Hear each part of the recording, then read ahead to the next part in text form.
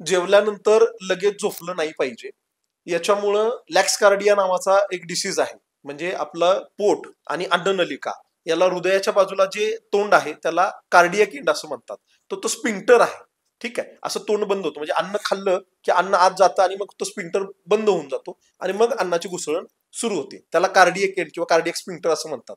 तर जे लोक जेवल्यानंतर लगेच झोपतात त्यांचं अन्न उलट्या दिशेने येऊन येऊन त्या कार्डियक स्पिंक्टरवरती प्रेशर येतो आणि ते स्पिंक्टर खराब होतो.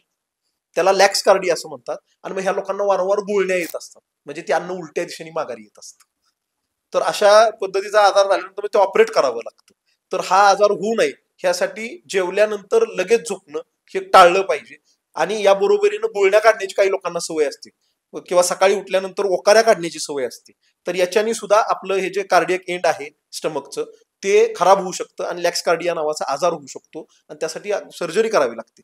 त्याच्यामुळं जेवणानंतर लगेच झोपणं हे टाळलं पाहिजे आणि सकाळी ओकाऱ्या काढणं हाही प्रकार केला नाही.